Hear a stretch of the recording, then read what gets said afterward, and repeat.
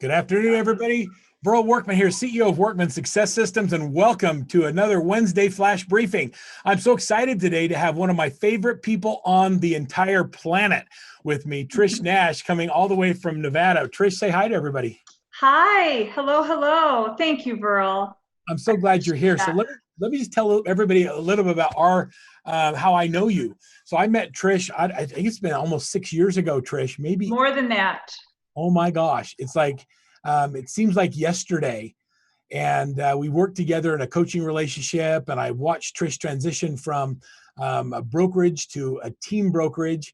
And I watched her go from being a mass producer of bank-owned and REO properties to a luxury real estate agent, dominating her market in Henderson. It's been really cool to watch her grow, not only as a person and as a team financially, but even to watch her grow as a leader and the impact she's making on the people that she serves in her team and in her community. So, Trish, I've loved working with you and with Michael, and it's fun to see you continue to grow and do well.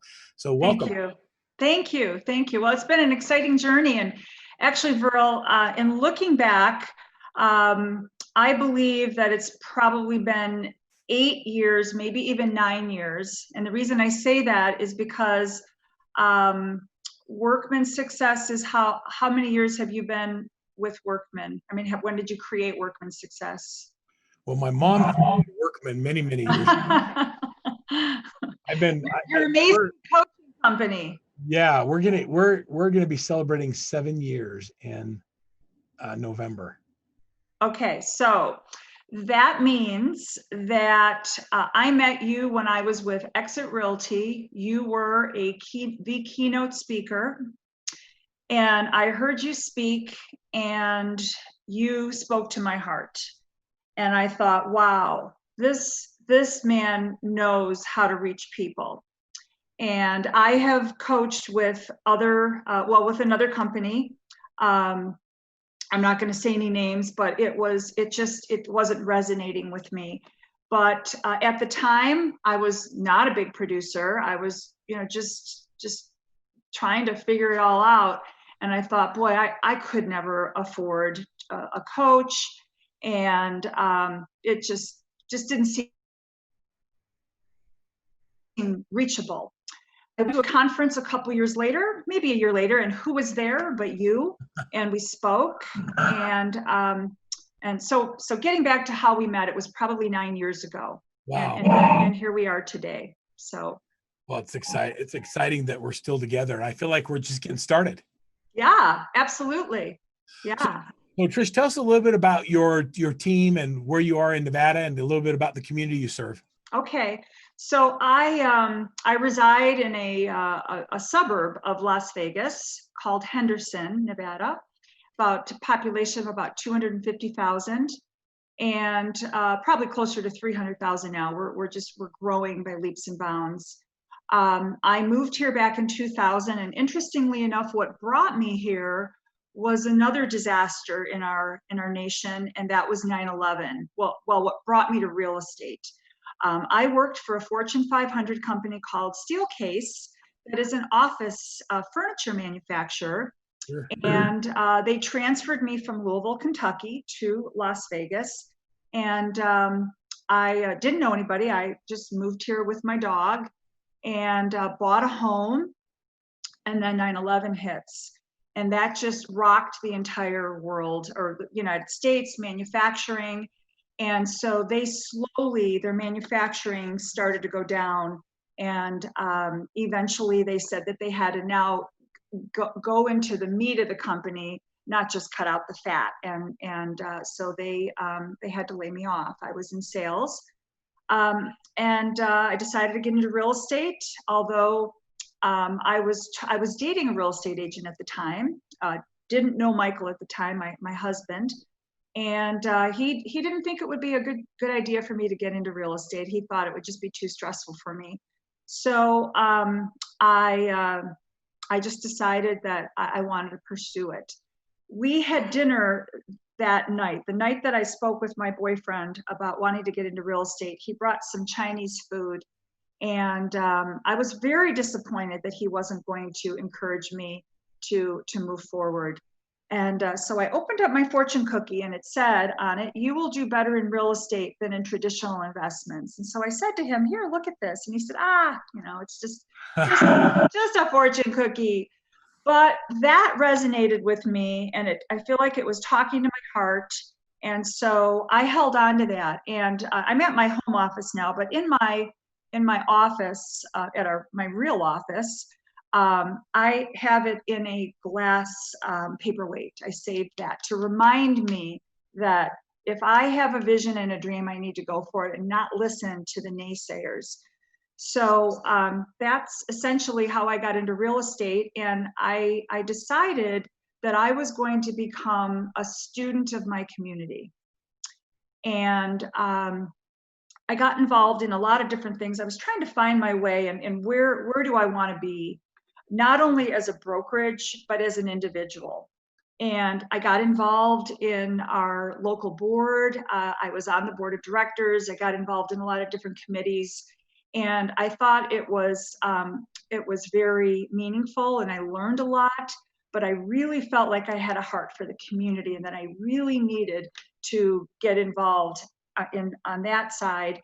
So there's only 24 hours in the day. I had to make some decisions. So I pulled out of my involvement of our local board and started getting involved in the community and volunteering, and whether it be with the actual city of Henderson or with my church or nonprofit organizations, and really put my heart and soul into that. And that has laid a very, very strong foundation of who I believe I am now and who I believe our company is today. So yeah, you still married a guy in real estate. What's up with that? Yeah. So during the whole REO craziness, and once again, that was another real blessing. I had no REO experience, and I just happened to meet some people, and it just worked out. And the conversation went in the direction that they felt that I would be an asset in working with the banks. And because I was doing some short sales and got real busy, and I had a partner at the time, and I told her that, we really need a managing broker. I can't be the managing broker anymore. So there's a very long story. I'm going to give you the short story. She ended up hiring Michael without me even involved, and I wasn't very happy. But it ended up a great thing because I got to know him and saw that he's an amazing individual. And not only is he amazing, but he's smart and talented. And so we got married on 11/11/11. And he was very instrumental in helping me as well as you navigate through the whole REO time, because I had no systems in place. I was just sort of, just doing whatever. This was before we had Zillow and a lot of the online leads. The only thing we had was realtor.com. And I would get these realtor.com leads because you've got to remember, I was closing over 500 REOs a year. And so I was getting all these leads and I was literally just hitting delete, delete, delete, because I couldn't even deal with it. I didn't have a team set up. And so then you came along and helped me see the power of having a team. And it took a little bit of time, but, and then Michael, of course, was very instrumental in the operations side, but we both knew that his heart was in commercial real estate. And so eventually through your help and then Sarah Gildy's help, we were able to get him out of the day-to-day operations of residential. And now he's just doing so well on the commercial side. He's predominantly working with charter schools and is just doing such a great job and helping the community through education. So what I love about Michael is how much he loves you. And, he's a man of faith and he lives his faith, which I love. And he just loves it. And he when he looks at you and he listens to you, I can just tell that he's just like this fan. And that's how I feel about my wife. And you want your kids to marry someone who loves them like he loves you. And I love that about him. And you deserve that in your life. And he's just a good man. So tell him I said hello, and I'm glad that we're having this conversation. It's fun to hear. Thank a little you. bit about the story. And it was really interesting to have someone not do what he loves operationally to come in and help the business get started, knowing that if we can set this up right, you can go do what you love. And to see him take off on the commercial side of the business has just been like, wow. Like it was like we had him caged up. We opened the door and he went out and went after it. Yeah, yeah, it's amazing, and it's very fulfilling to him, and he's very, very good at it.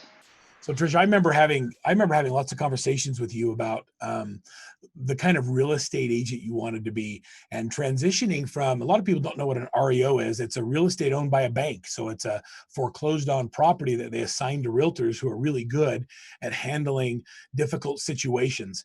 And instead of dealing with buyers and sellers as much, your clients are the banks.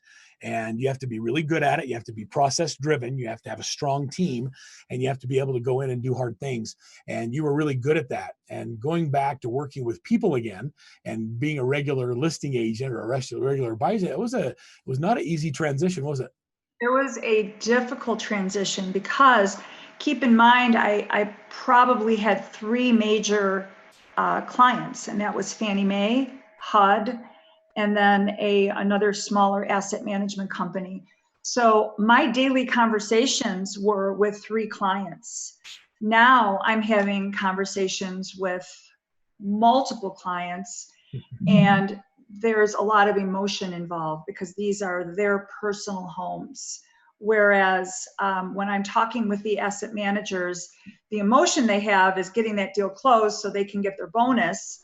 And so if I perform, then they are then rewarded. So it was important for me to produce for them and develop a relationship with them. And so that was one of the things I feel that I was very good at, was developing that relationship. And because they liked me and knew that I could produce, I was then rewarded through given more properties and more properties, until finally it got to the point where people were starting to say, well, geez, why is Trish Nash getting all these properties? And, here I am, I'm not getting anything. And the answer was, well, she's performing. But then they changed their guidelines, and it was just based on, okay, you're next. It was just this automated thing. So that really changed things for me. But it also allowed me to see that how important it was for me to transition and not have my head in the sand and think that REOs are going to be here forever. I mean, yes, they're always going to be REOs, but very, very minimal. And, and yes, I believe we're going to start to see some REOs, but I don't think it will ever be at the level that I was part of back in 2008. Yeah, I think it was a very smart place to be, and where you positioned yourself was to be able to serve a lot of people during that time. And now Well, you're still serving, just differently. and I'm so grateful for that opportunity, because one of the things that I share with sellers is that I feel that one of my strengths is the valuation of a home. And you have to remember that when I receive a property from a bank, I have to do what's called a BPO, a broker price opinion.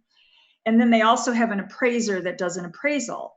And then the property is put on the market. And then if it's not sold within 30 days, another BPO and another BPO. So I probably minimally did 3 BPOs, because they usually didn't sell the first 30 days because a lot of times they would overprice them. So let's say I did 3 BPOs, and we're looking at 500 properties a year. Plus they would have me, because I became very good at them, they would have me do what's called a second opinion BPO. So maybe another broker had a BPO, and they were just thinking, this just doesn't seem right. So would you do this? So I hated doing them initially, but I became very proficient in them. In fact, they even had me teach a class to some of the brokers on how to do a good BPO. So I feel very fortunate that I learned that, because a BPO is nothing more than an appraisal, an actual full-fledged appraisal. I'm just not getting paid. It's on the same document, have to provide the same information. And that was such a valuable foundation for me. And now being able to know how to evaluate a home and be very, very close to it. So tell me about how your business looks today. So tell us about your team. Well, it's taken time to get here, but I have an awesome team, and I'm very, very, very, very grateful. As we said, Michael is no longer part of the operations. He is strictly in commercial. He does get involved every once in a while if we need, as what he calls, some heavy lifting. And we're happy to have him involved. I have an amazing sales manager, Tamara West, and she's just awesome. I mean, I really, really feel that I would not be able to do some of the things that I'm doing now that I love to do if I didn't have such a great sales manager.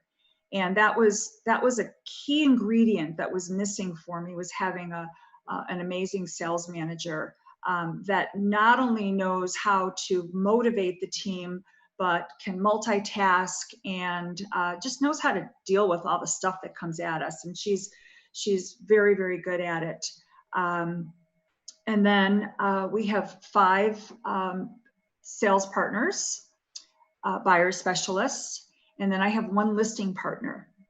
And that was the tough part. And I remember when we were talking for the longest time about getting a listing partner, and I just dug my heels in the ground and said, absolutely not. You know, every time I go in for a listing, I get the listing, and you know, I know how to do the valuations, and you know, blah blah blah blah blah. And you really had to help me see that I just had to get over myself, and I just had to trust and go out there and try to find the right person. And it's not easy to do. It's not. It's not. And so, you know, we looked externally, and, you know, there's, as we all know, you know, there's an attitude that sometimes agents have, and a lot of them just didn't want to be part of a team, couldn't see the big picture and the value of it. And, you know, following our core values, that's just so critical. And believing in our core values, not just following them, but believing in the core values. And so one of our agents, Denise Thrasher, just really stood out to me. I actually there was a lead that I got for a purchase of a home, and we didn't know. We knew his budget was somewhere between $2.4 million and $4 million. And so I was going to go on the listing presentation because I knew he wanted to sell his home, but he also wanted to purchase. And so we went on this appointment, and I asked Denise if she would like to come along and she could represent him on the purchase. And he interviewed 4 agents, and this is really a very, very cool story. 3 top luxury agents and me. And I'm thinking, how did I end up getting in with, you know, these other 3 who are, you know, very, very well-known agents in the luxury world in Las Vegas? And he told me who they were. And he did tell me that one of them did not return the phone call. He had to call him back. The other one was a no-show. And then the other, I don't know what, but there was one that he just said, yeah, I could just tell he didn't care. But he, when we were done, he said, okay, I'm going to email you back and let you know what my decision is. And he emailed me back that evening and said, you know, thank you. I really appreciate your time. And I would like to have you represent me. Awesome. So I called him, I asked him why, and he said, because you took the time, you listened, and I could tell you cared. And so Denise then started working with him on the purchase. And I saw how she worked with him. He was, this gentleman was a physician. He had a very rare disease. He was retired, had a rare disease, and he had less than a year to live. And so he wanted to purchase a home that he could enjoy a view, and that he could have his family there to be with him, and then eventually leave that home to his family. Certain criteria: it had to have an elevator, it had to have this, blah, blah, blah, blah, blah. I don't know how many homes she showed him, but she did an amazing job. I called him and I checked up, on her and said, how's it going with Denise? And he said, you know what, she's just doing such a great job.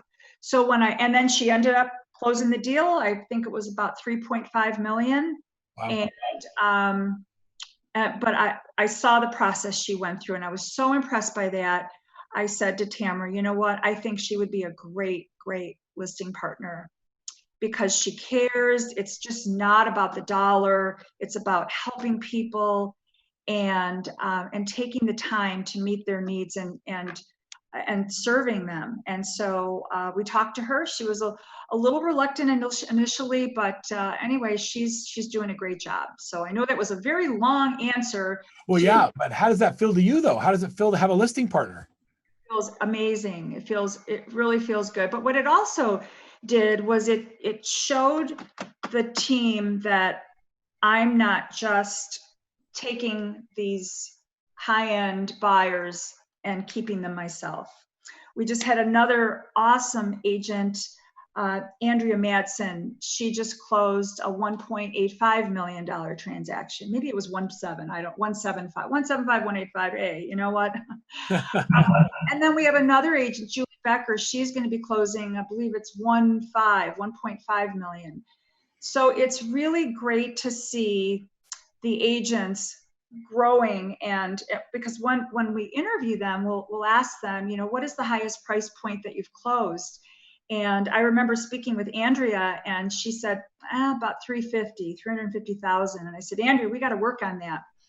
And it's just so rewarding for me to see the agents learn and be able to grow and feel comfortable in that arena. And it gives me a great satisfaction to know that I'm helping change the agents' lives in some way. All right. So when you were doing REOs, Trish, what was your average sales price? Well, it was depended on the year, but 1 year it was 135, 150. Then it went up to 155. So you really got up there. So that's a big transition for you. You're throwing out numbers like 1.9, 3 million. How do you go from how do you strategically change your brand and imaging from being the person who sells high volume, low price to, dealing with some of the most sophisticated buyers, or not even the most sophisticated, but just higher end buyers and sellers? Well, they do have special needs. It's because, when you're getting into that price point, you're typically dealing with somebody that is successful, maybe a business owner, at least in our market, because we're getting a lot of people moving here from California, business owners, they want to get away from the corporate taxes of California, or, they feel that California is not business friendly. So, we're dealing with CEO level type individuals. And so, very high D's and high C's.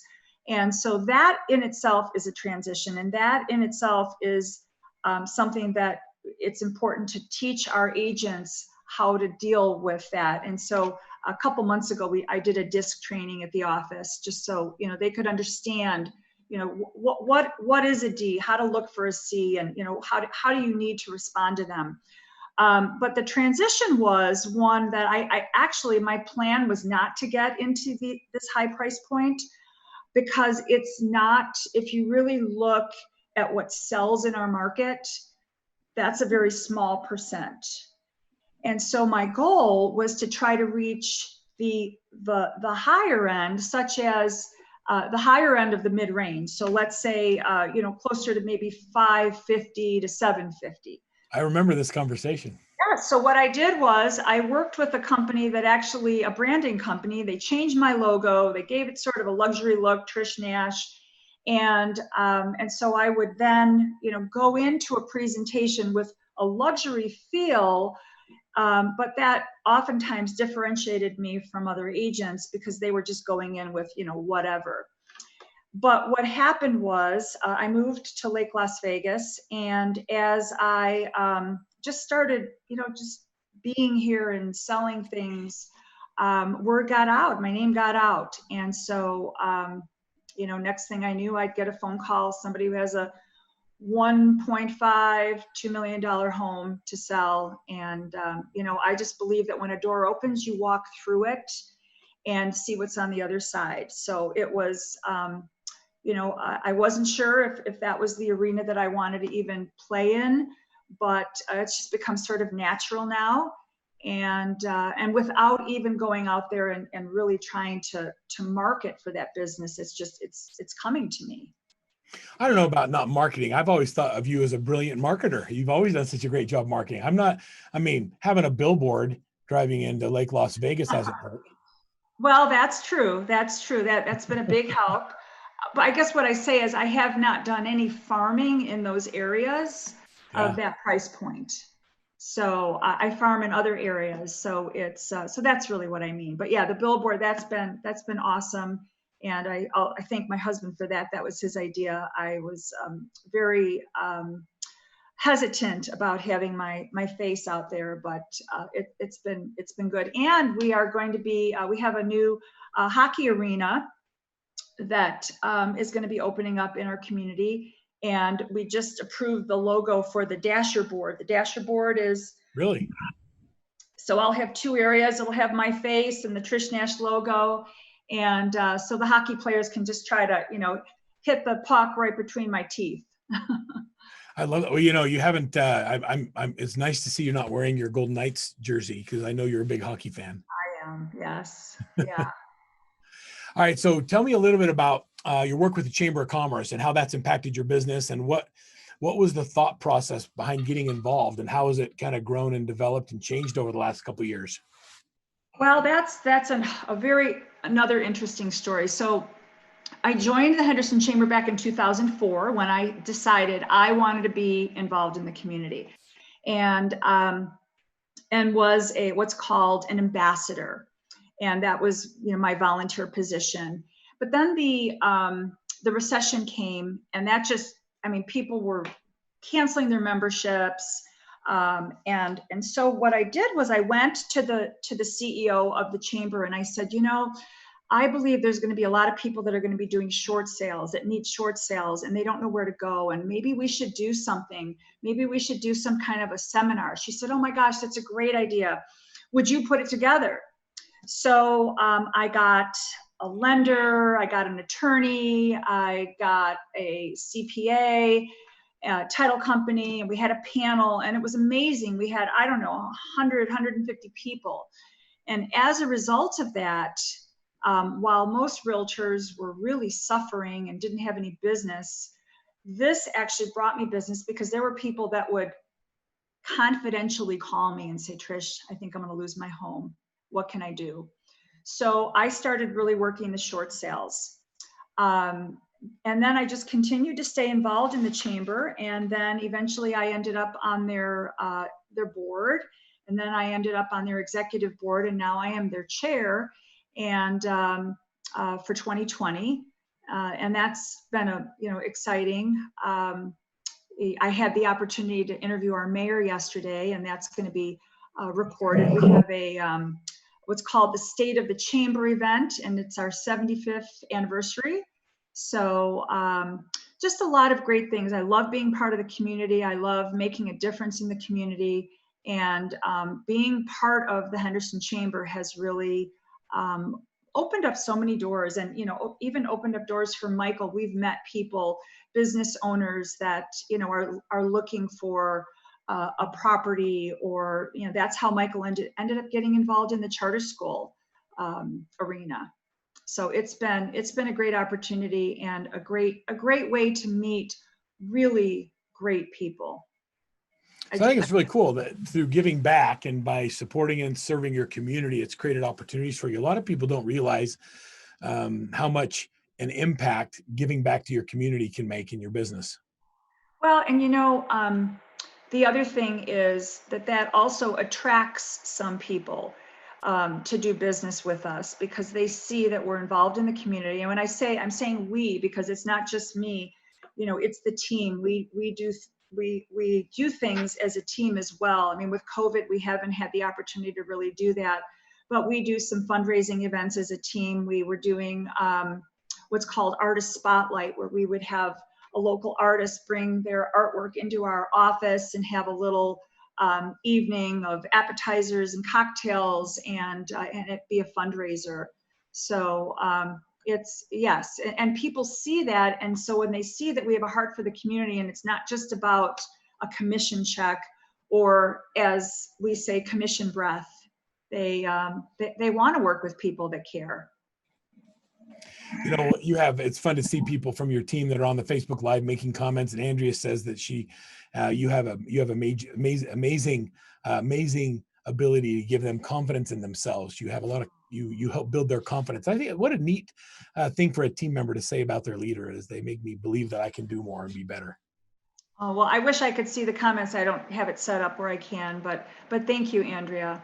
Well, that's my goal, is if I can help others become successful and feel more confident and get to higher places, I want to do that, because I know I was explaining to them that I really didn't, nobody knew my name in real estate really until I got into REOs. Before that, I mean, I was just doing deals and wasn't even on the radar. I didn't have a zip code.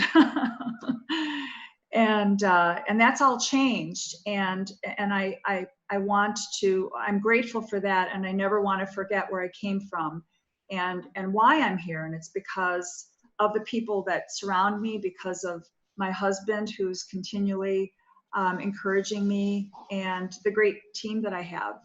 Feel very, very fortunate and blessed. And you, and I didn't even talk about this, and I know that this is not a commercial, but having a coach has just made such a big difference for my business.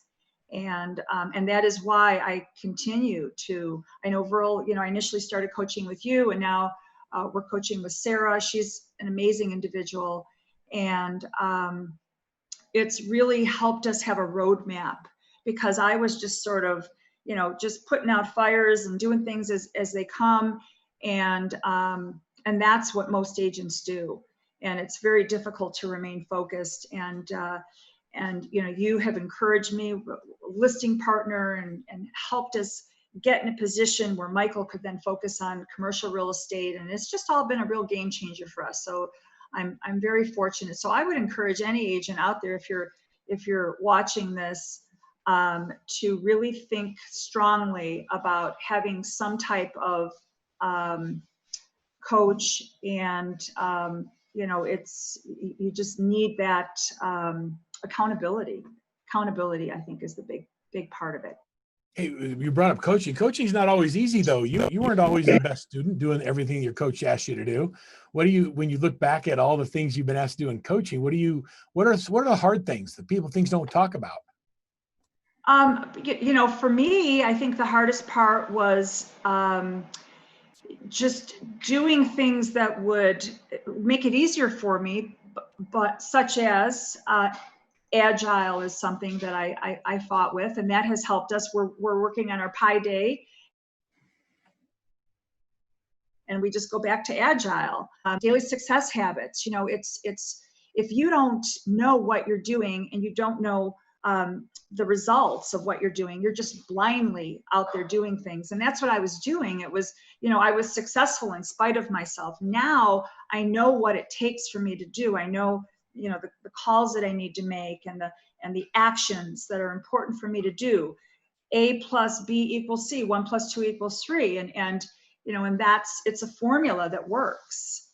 So yes, I think it took me a little longer than most people, but I just believe that the journey we take creates who we are. And, I'm grateful that maybe it takes me a little longer. I'm a slow learner, but, eventually I get there, but I'll get there strong. And that's how I feel.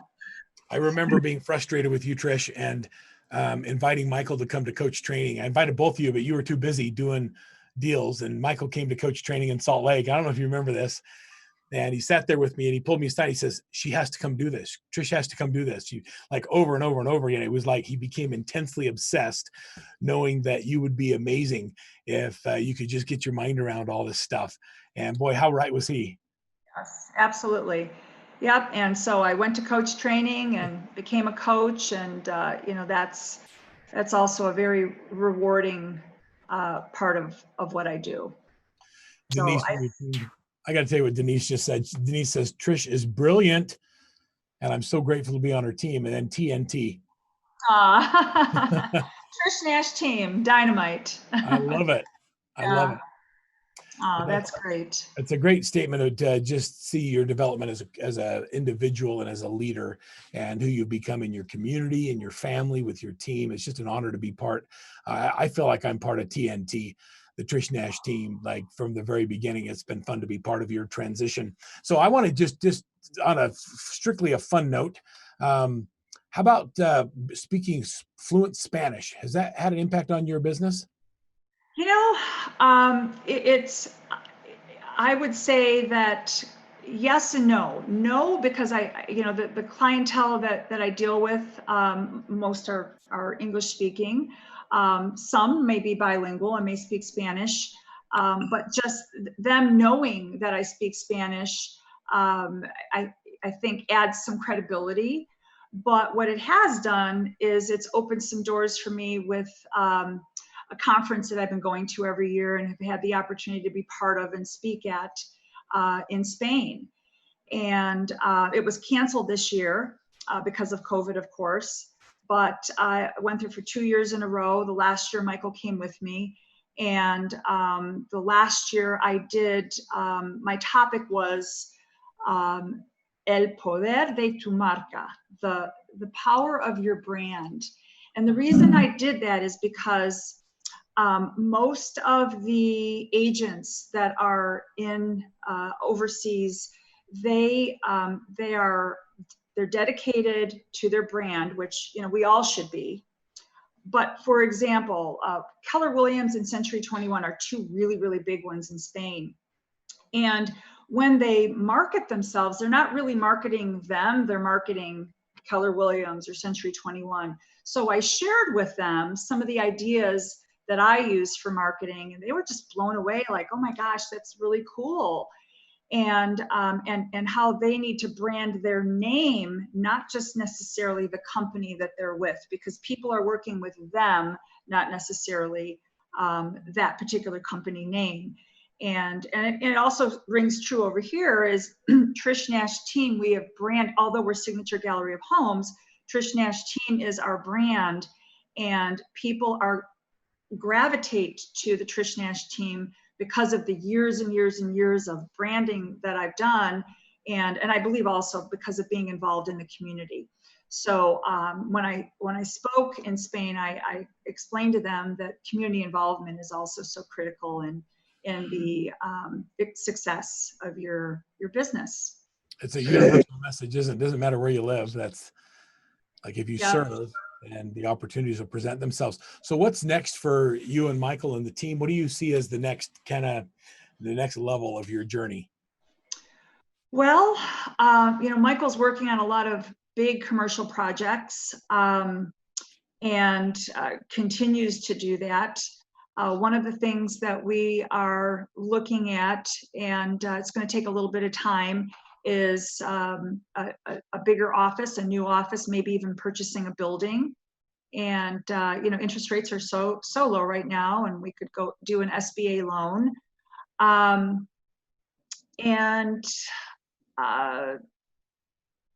just continuing to streamline our business, be a little more, I guess I'd say, focused in certain areas, because there are some areas that I haven't, because I have been busy and doing a lot of things. There's some areas in the community that I want to focus on, but I will also continue to be involved in the community, and with the great team I have, it's allowing me to do that, which helps us because it then brings us business.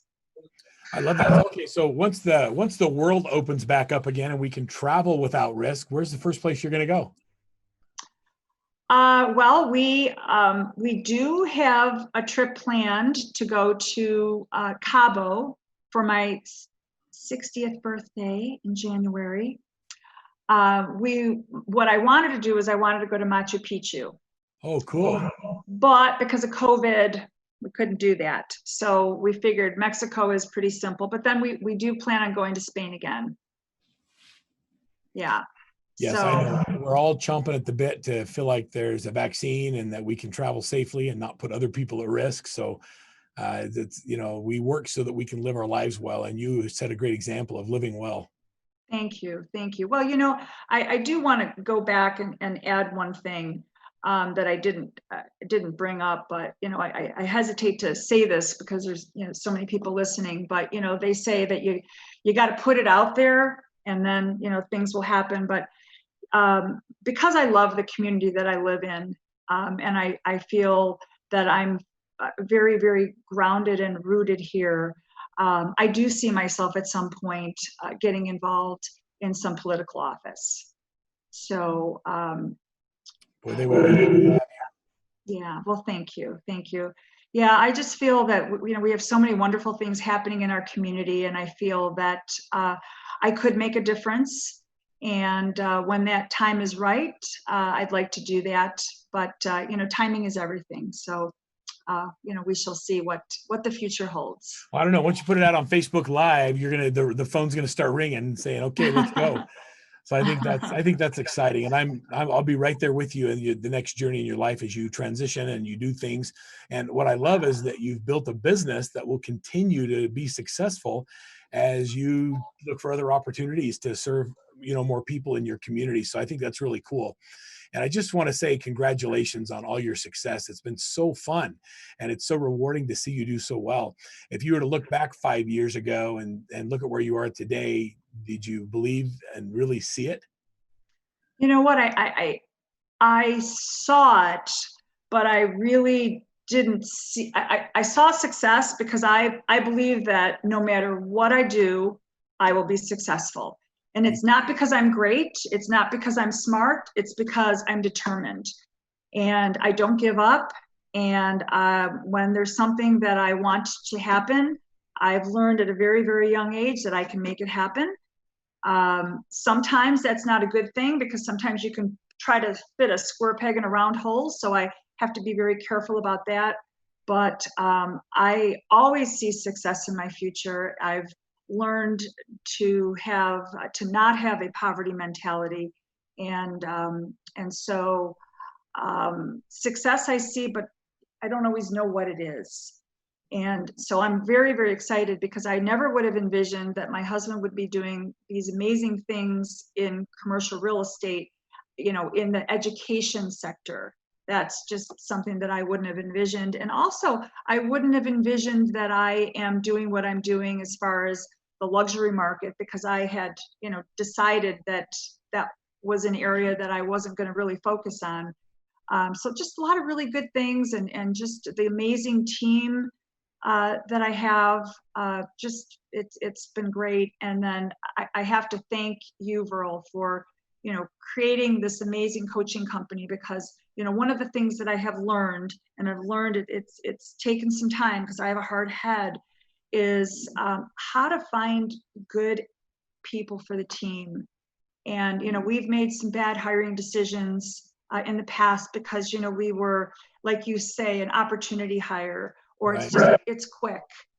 And so that's been a big learning for me. So I'm very, very grateful for that, and everything that you've done to make help me and the team be successful.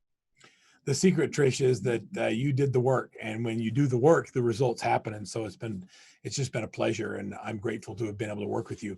I'd like you to wrap this up today by giving one or two nuggets, things that people that want to just grow their business or do something at the next level that can really make a difference. What are one or two things that you believe would make the biggest impact as they go into the fourth quarter of this year? What can we do? Some say the 120 listing challenge, it might be whatever. I want to know what you think. Well, the number one thing is focus, and that brings me to the 120-day listing challenge. Workman Success is having a challenge of doubling your listing inventory, and you have this really cool app, and there's accountability involved. And I think that what happens with a lot of agents, especially this time of year, we're coming upon the holiday time, and it's easy to get involved in, the Christmas shopping. I mean, I was at Costco, and they've got all the Christmas stuff up, and, and holiday parties. And yes, that's all good. But I think that this is a tremendous time right now in the fourth quarter to really kill it. And I just think that a lot of agents go off into slumberland right now. And this is where we can just sort of sneak in there and just grab that business. And so, but stay focused. Love it. And then I would, also say you have to believe in yourself. And it's sometimes things happen where we start doubting ourselves, or we compare ourselves. We look at social media and we see the perfect life of people. They're doing all these fun things. You don't know the other side of that. You don't know the things that they're not posting. And so it's very easy to compare yourself and think that, well, so-and-so is this and I'm just this. You can't do that. You just have to just roll up your sleeves and go for it, and know that you're an amazing individual and that you can do it. Don't let, if I would have listened to the boyfriend that I had that told me I would not be good in real estate, I wouldn't be sitting here with Verl today. I wouldn't be married to my husband. I wouldn't be doing any of the things that I'm doing right now had I let that seed of doubt just go into my brain and grow. And I think a lot of people do that. So you have to believe in yourself and do things that are going to help you believe in yourself. Be around people that are going to lift you up, not pull you down. And that's one other thing is I had to make a decision at one point in my life where I had to distance myself from people that were pulling me down. And that wasn't an easy thing to do. And but I found that, what's that saying, Verl, about that we are the sum of the 5 people That's right. that we're closest to. Yep. Take a look at the people that you're hanging out with. You're probably going to be very close in income to them. So if I'm not saying that money's everything, but look at their values, look at their income. What are their aspirations? I want to be around people that are going to challenge me and that are going to bring me up. And so I would say if there's anything that you can do, stay focused, look at your environment. And if you have to make some changes, it may be difficult, but do it. And believe in yourself. I love that one. Believe in yourself. Trish, thank you so much for being part of our Wednesday Flash Briefing. You are just a breath of fresh air and a great light. Thanks for continuing to make a difference in the lives of the people in your community, and most importantly, your team and your family. And so thanks, and we'll talk to you soon. Continue. You're awesome. And thank you, everybody, for listening and for being part of this. And have a great hump day Wednesday. That's right. Talk to y'all soon. Okay. Bye.